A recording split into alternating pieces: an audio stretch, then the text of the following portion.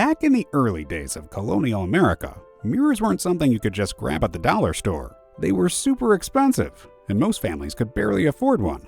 So when you had one and you broke it, it wasn't just bad, it was terrible. Because it meant losing what might be the only mirror in your house. It meant you had bad luck. Now this bad luck wasn't just a joke.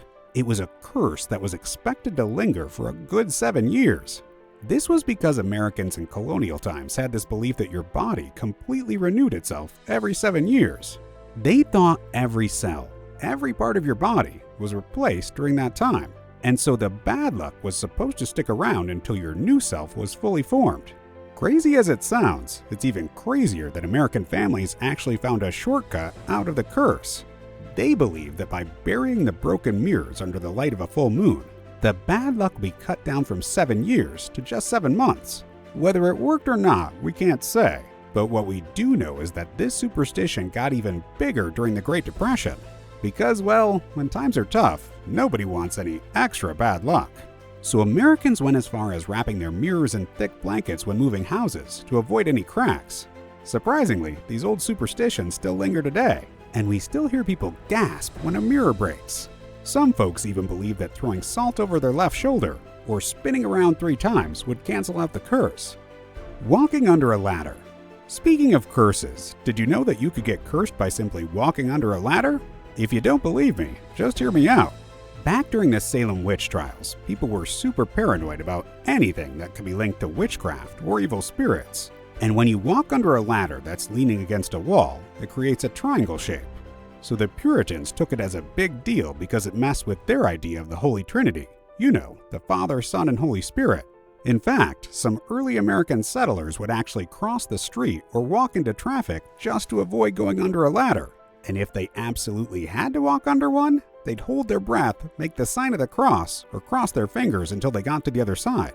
They'd even put warning signs near construction sites. And it wasn't just for safety.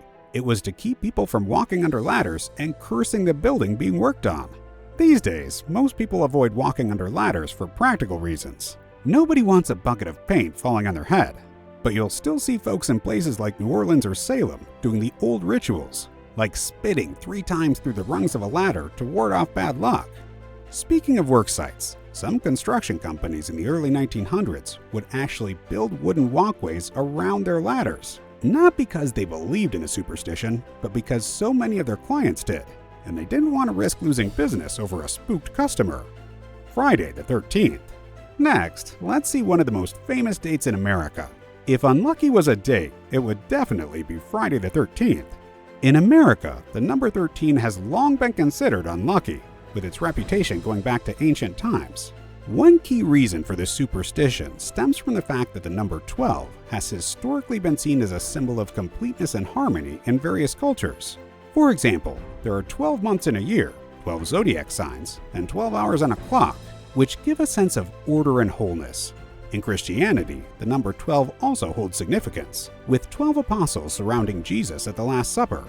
According to the Bible, Judas Iscariot, who betrayed Jesus, was the 13th person to sit at the table, contributing to the notion that the number 13 brings misfortune. The fear of Friday has had its own negative associations across cultures. The most prominent is its connection with the crucifixion of Jesus Christ, which is believed to have occurred on a Friday. In medieval Europe, Fridays were also seen as a day of execution, further cementing the idea of Friday being a day of bad luck. Also, in pre-Christian Europe, Fridays were often considered a day when witches and evil spirits were most active. As European immigrants arrived in America, their superstitions merged, leading to the belief in Friday the 13th as a particularly unlucky day. Interestingly, even today, some American hotels and office buildings skip the 13th floor, going straight from 12 to 14. And if you try finding row 13 on some US airplanes, you'll see that the airlines just pretend it doesn't exist. Step on a crack, break your mother's back. This was one of those weird phrases many kids heard growing up. Interestingly, it started in New York City back in the late 1800s, and it wasn't just some innocent playground rhyme. During the late 1800s and early 1900s, when the Jim Crow era of racial segregation was in full swing, this rhyme started popping up in cities like New York. The idea was that the cracks in the sidewalk represented the cracks or division between white and black neighborhoods, And by stepping on those cracks, you were seen as disrespecting the segregated social order. But the part about breaking your mother's back was simply a jab at black communities. It was said that if a black person stepped on those cracks, they were harming their mother. Some black kids believed it and were always fearful after stepping on the cracks. Thankfully, over time, the rhyme evolved into a more lighthearted children's game, losing those ugly racist undertones. Soon, it spread across American schools and became a game. Before long, every kid, regardless of race or ethnicity, was avoiding stepping on those sidewalk cracks on their way to school. Then, different cities started creating their own versions. Some kids believed stepping on lines would attract bears to eat them, while others thought it involved breaking their dad's back or causing their teacher to fall down the stairs.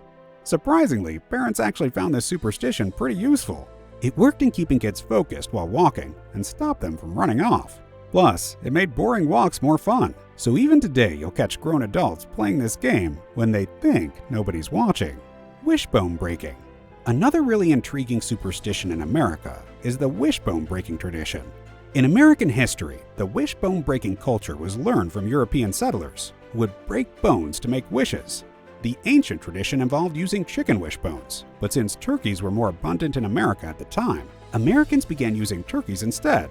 Interestingly, during the Civil War, wishbone breaking got super popular because apparently people couldn't afford other means of entertainment, so they'd save and dry wishbones from turkeys, chickens, or any bird they could find. The rules of the game were pretty simple. Two people would grab each end of the dried wishbone and pull it. Whoever gets the bigger piece gets their wish granted. But there's a catch. You can't tell anyone your wish, or it won't come true. Today, you'll find this custom at some American Thanksgiving dinners, with Americans tracking yearly winners, believing that winning streaks bring extra good fortune. Knocking on wood. Another interesting superstition in the US is knocking on wood for good luck. It all started when European settlers first came to America.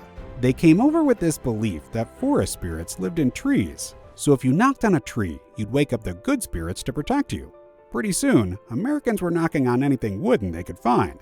The practice intensified during the Great Depression, a time when people faced immense challenges and needed support. They would knock on wood for everything, hoping to keep their jobs, praying for food, or simply trying to make it through another day. For many Americans, it became the only way to cope.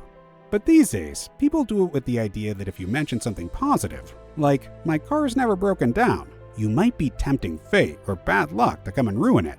Much like the universe might hear you bragging and decide to teach you a lesson.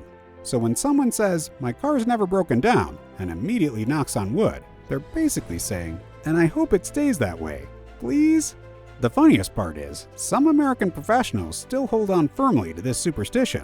You'll see it in business meetings, sports games, and even in hospitals. In fact, doctors sometimes knock on wooden clipboards after saying a patient is doing well. Opening an umbrella indoors. Let's check out why this freaks some people out so much. In the 1800s, metal-spoked umbrellas were a new and potentially dangerous invention. They could pop open like weapons, with springs snapping and metal spokes flying, posing a risk of injury. This is why opening them indoors in small spaces was strongly discouraged. As time passed, this practice evolved into an intriguing superstition. In the northern states, it was thought to bring bad luck, but in the southern states, it was considered even worse. People believed that opening an umbrella indoors would offend the sun, leading to a year filled with rainy days. If you were particularly stubborn, it was said that rain would fall on your wedding day, something no one would want.